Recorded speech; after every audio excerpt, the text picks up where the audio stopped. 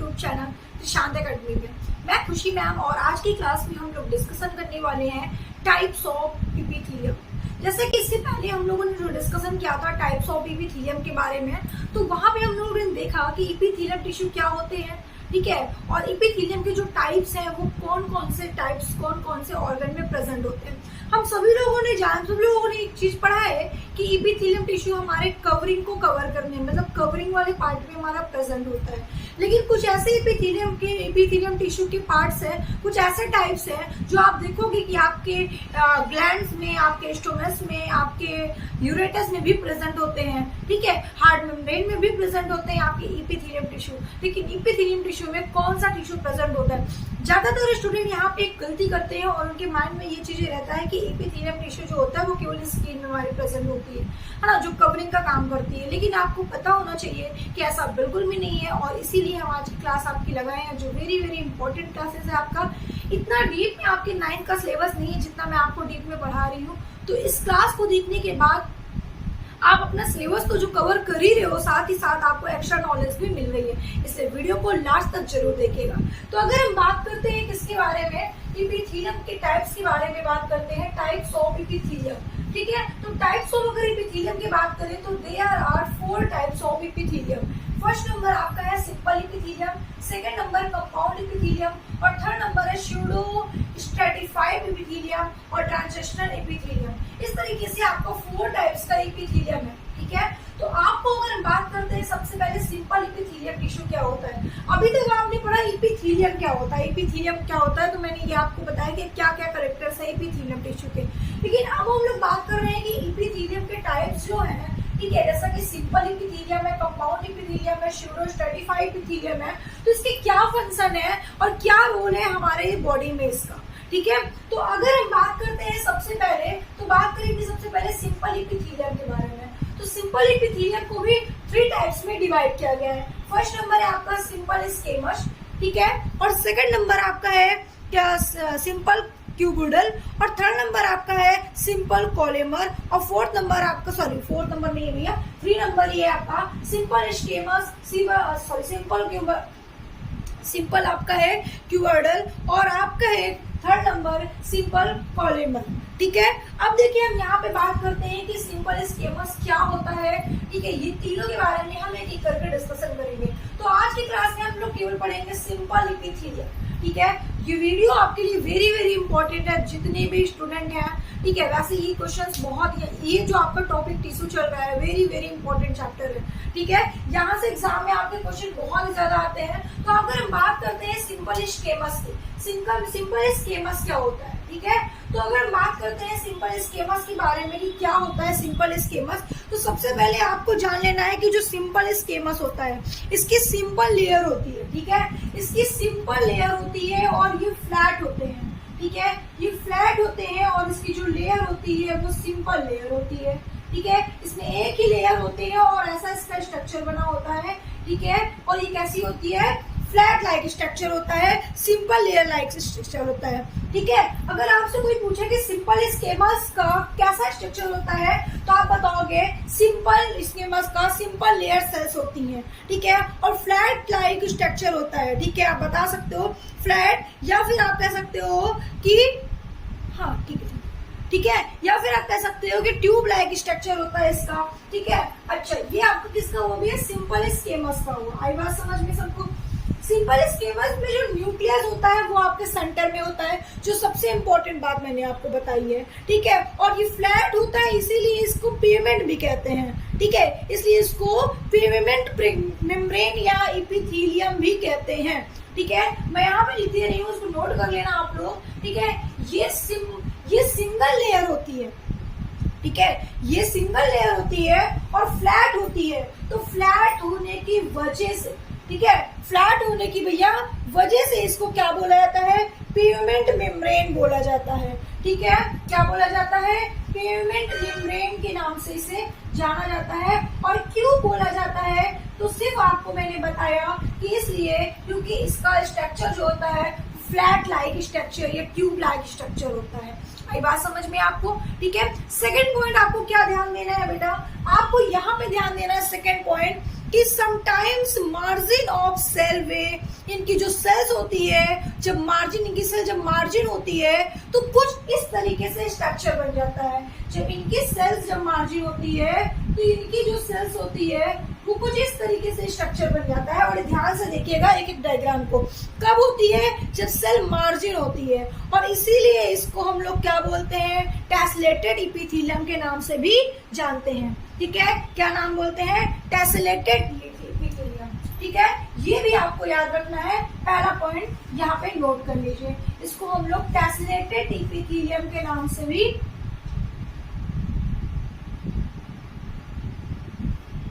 क्या लिखिए भाई, टेसलेटेड है ना, टेसलेटेड। ठीक है, ठीक है, तो आपको बताना है भैया इसको टेसलेटेड इपिथेलियम के नाम से भी जानते हैं। ठीक है, और क्यों बोलते हैं, अच्छा गलत है, अच्छा जो स्पेलिंग गलत है, अच्छा कोई बात नहीं, कोई बात नहीं, सही कर दिया मैंने, डबल लिख दिया है ना। भैया हमारे पास ऑफलाइन स्टूडेंट भी बैठे रहते हैं, तो जहां जहां मिस्टेक होती है ना तुरंत बताते हैं, बड़े ध्यान से देखते हैं कि मैम आपने यहाँ गलत कर दिया है।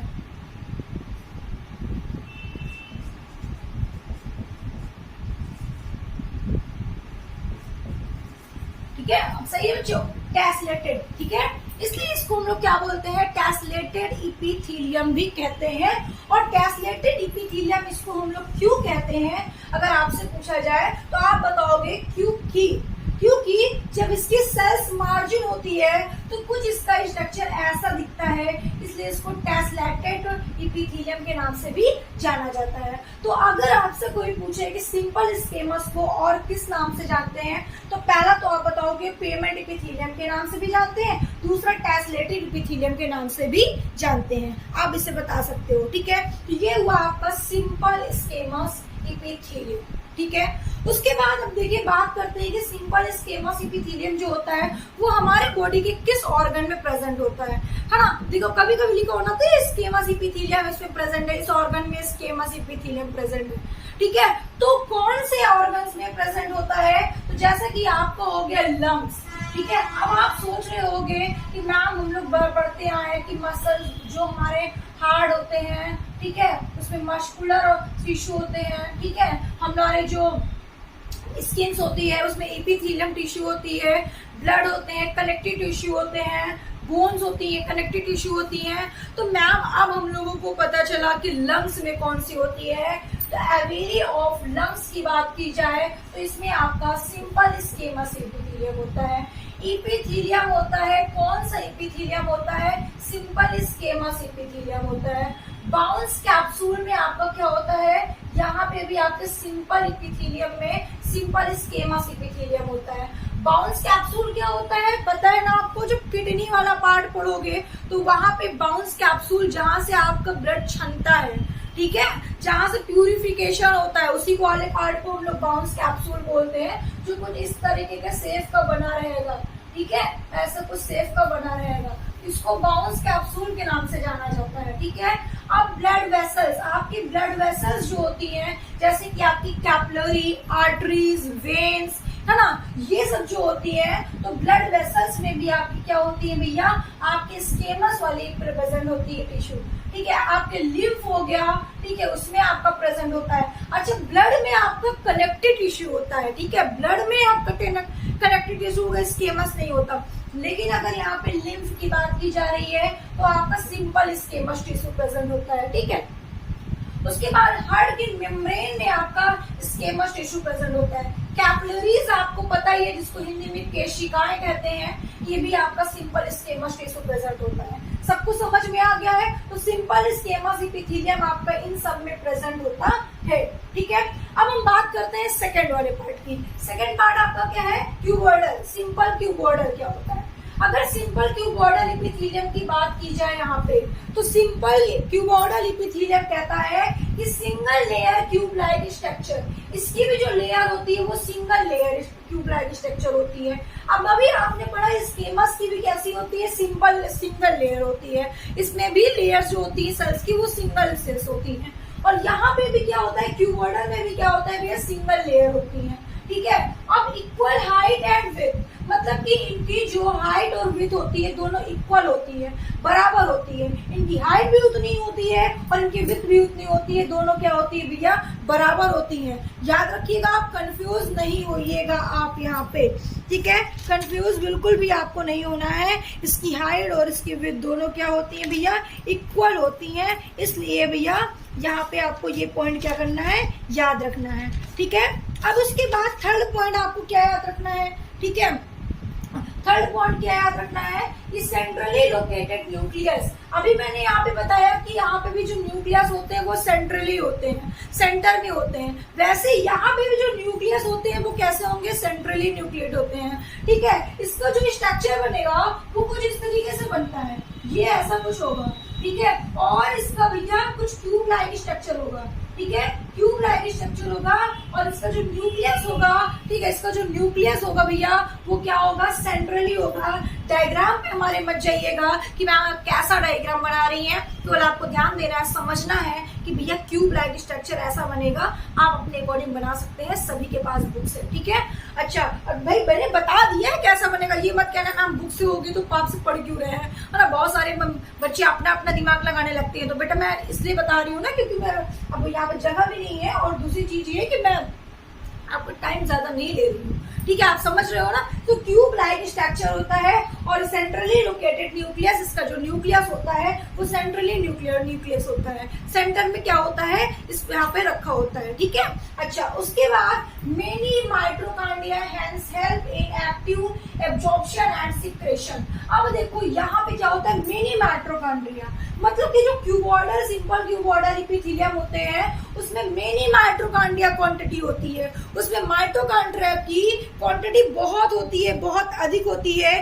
इसलिए ये ऐसी जगह पर दिया गया है जहां पर एक्टिव एब्जॉर्प्शन या सिक्रेशन होता हो, मतलब कि जहां पर ज्यादा से ज्यादा सिक्रेशन करने, जिस ऑर्गन में जहां से ज्यादा सिक्रेशन और एब्जॉर्प्शन करने की कैपेसिटी जहां ज्यादा होती है वहां पे ये आपका क्यूबॉइडल एपिथेलियम प्रेजेंट होता है, ठीक है। तो जैसा कि मैं आपको बता दूं, जैसे पीसीटी डीसीटी क्या है भैया, आप सबको पता होना चाहिए।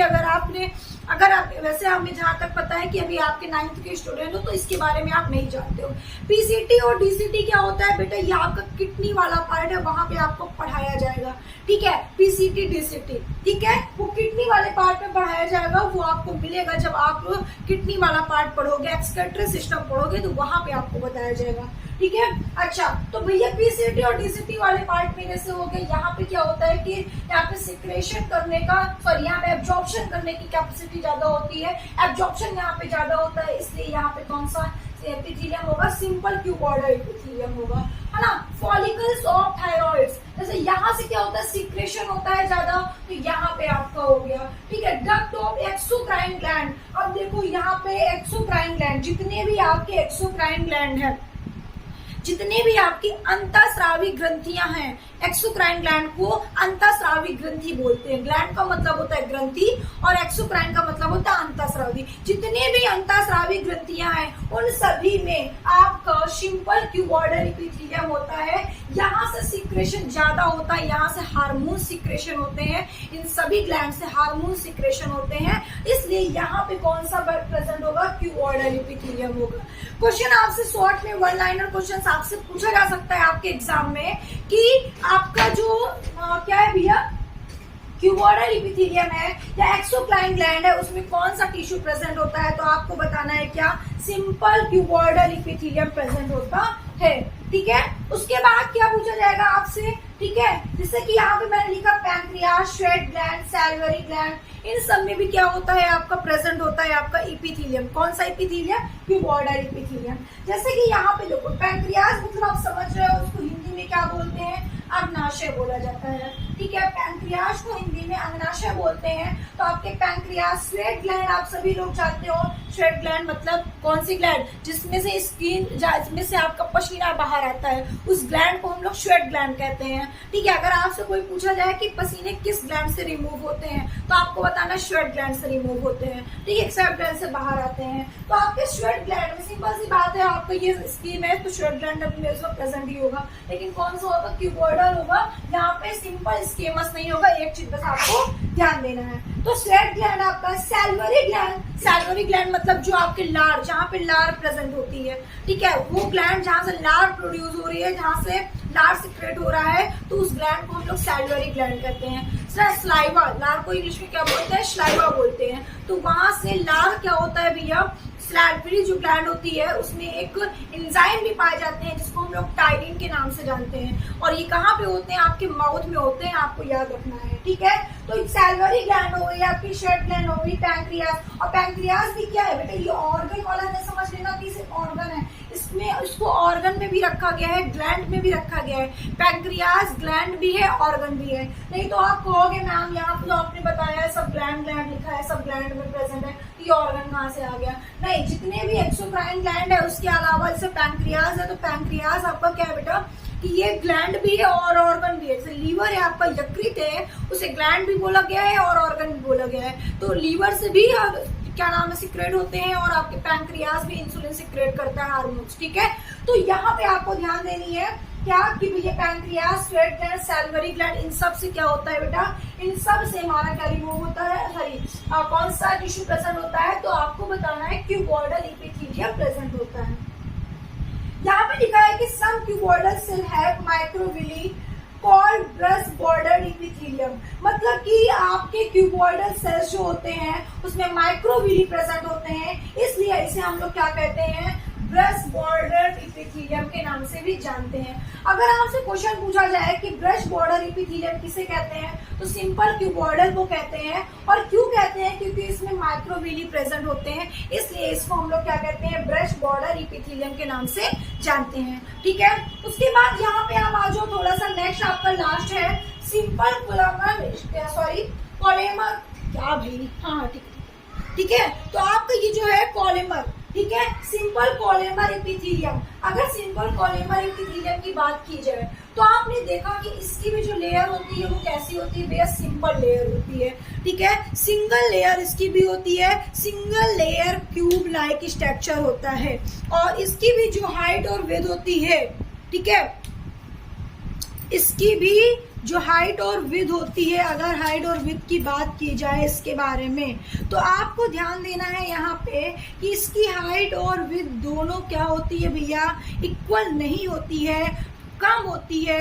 विड्थ से हाइट क्या होती है, कम होती है, ठीक है। यहाँ पे लिखा है भैया विड्थ से हाइट क्या होती है आपकी, कम होती है, ठीक है, याद रखिएगा। उसके बाद न्यूक्लियर बेसल, न्यूक्लियर बेसल का मतलब होता है इसमें जो न्यूक्लियस होते हैं वो सेंटर में नहीं होते हैं, वो बेसल में होते हैं, ठीक है, वो सेंटर में नहीं होते हैं, वो बेसल में होते हैं, याद रखेंगे आप लोग। ये कैसे में होते हैं, ये लंबा लंबा बनता है, मैंने मोटा मोटा बना दिया, पतला पतला ऐसे बना लो, ठीक है, ऐसे ऐसे बनेगा, ठीक है। तो वो बेसल में होते हैं, नीचे होते हैं, सेंटर में नहीं होते हैं। आपको इसमें थोड़ा सा डिफरेंट दिखा ये वाला, तो आपको ये पॉइंट याद रखना है कि ये बेसल होते हैं, ठीक है। Present where large amount of secretion required, ठीक है। अभी आपने देखा कि यहाँ पे भी क्या होता है, सिक्रेशन और अब्जॉर्प्शन जो ऑर्गन में होते हैं वहां पे ये टिश्यू प्रेजेंट होते हैं, लेकिन इसमें क्या होता है जहाँ पे कम मात्रा में जरूरत होती है, जहाँ पे कम सिक्रेट हो जाए, अब्जॉर्प्शन होते हैं,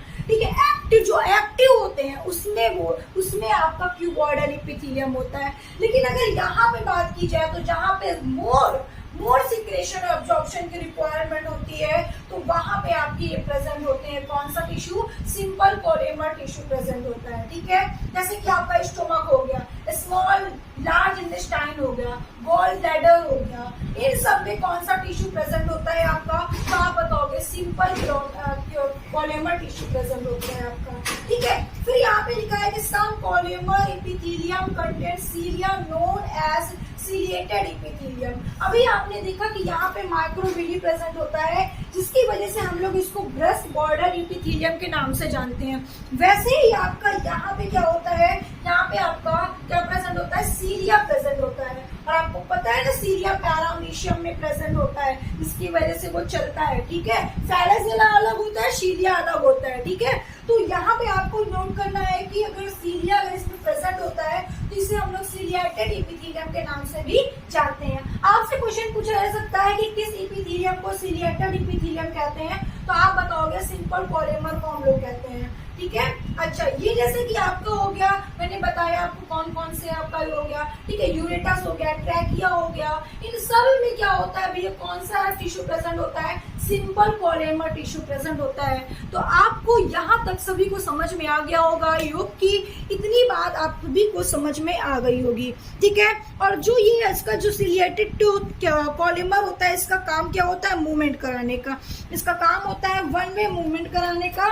ठीक है, प्रैक्टिकल को सीलिया एक वे में क्या कराता है भैया, मूव कराने का काम करता है। ठीक है, तो ये हुआ आपका ये सिंपल एपिथेलियम का पार्ट पूरा कंप्लीट हो गया है। नेक्स्ट क्लास में हम लोग कंपाउंड का पढ़ेंगे, फिर उसके बाद स्यूडोपोडिया, स्ट्रिफाइड और ट्रांसेक्शन एपिथेलियम जो दिया है, ये दोनों हम लोग भैया नहीं पढ़ेंगे। क्यों नहीं पढ़ेंगे, ये आपका आउट ऑफ सिलेबस है, ये वैसे भी इतना डीप में नहीं है जितना मैंने आपको पढ़ा दिया है। मैंने पार्ट्स इसलिए बता दिए क्योंकि बच्चों को पता होना चाहिए, जब वो 10th से 9th से 10th में जाते हैं तो बड़ा कंफ्यूज होते हैं, यार मैंने ये पढ़ा था ये तो मिला ही नहीं मुझे, इसलिए मैंने उसको बता दिया डीप में पूरा, ताकि आप कंफ्यूज मत हो और आपको ज्यादा से ज्यादा नॉलेज हो और आप अच्छे से ज्यादा समझो। ठीक है, लेकिन आपको ये दोनों नहीं पढ़ाऊंगी कि कंपाउंड्स वाले पार्ट थोड़े बहुत जो बेसिक होंगे वो मैं बता दूंगी, बाकी जिससे आपने देखा कि सिंपल एपिथेलियम के पार्ट्स है, वैसे ही आपका कंपाउंड के भी simple squamous, simple cuboidal, simple polymer, इन सब के पार्ट्स ये भी यही है, बस डिफरेंट थोड़े थोड़े होते हैं जो मैं आपको नेक्स्ट क्लास में डिस्कशन करूंगी। आज के लिए इतना ही, फिर मिलते हैं हम लोग नेक्स्ट क्लास में नेक्स्ट वीडियो के साथ।